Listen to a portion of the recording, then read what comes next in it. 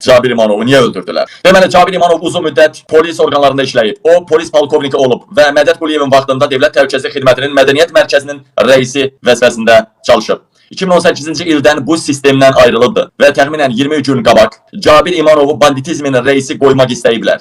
O, buna görə Vilayət Eyvazovun qəbulunda olub. Lakin otaqda aralarında mübahisə düşübdür. Mübahisənin səbəbi bilinmir. Amma nazirlikdə işləyənlər bunu deyir ki, Cabir İmanov nazirin Vilayət Eyvazov otağından çıxanda deyinərək gedirmiş, bezmişəm bunların əlindən, işləri ancaq şantaj eləməkdir. Cabir polisdə insanları işgəncə vermək görüntüləri ilə şantaj olunurdu. O nəinki meydanda insanları döyüb 2003-də, hətta polis idarələrində çox dəhşətli işgəncə verməklə məşhur idi. Və o bu görüntülərə görə Parniz Bakunun son konsertlərində polisləri tənqid etməyi dayandırdı. Cabir İmanovu ona görə banditizmə rəis gətirmək istəyirdilər ki, ABŞ və Avropa hesabatında banditizm işgəncə yuvası kimi tanınır. Aktyoru ora gətirib qoymaqla gözdən pərdə asmaq istəyirdilər ki, güya banditizmdə xalqın sevdiyi və xalqı sevən birisi gətirilib rəis banditizmə. Cabir İmanov özü də 2003-cü ildə mitinqlərdə insanları döyüb banditizm binasında insanlara işgəncə verilmiş. O əvvəllər ölkədə mafiya kimi tanınan Hacı Məmmədovun bandasının üzvü olub.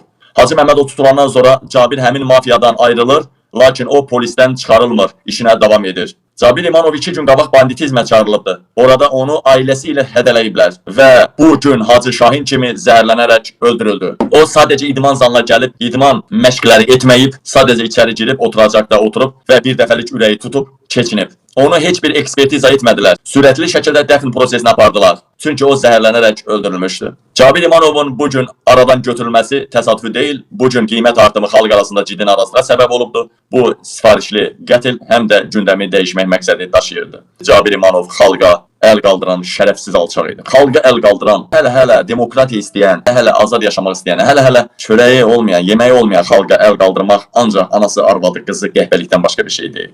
Baboş ol, Cabir İmanov olma. Cabir İmanova Allah rəhmət eləsin yazanlar. Sizin ölənlərinizin coruna düt və salam.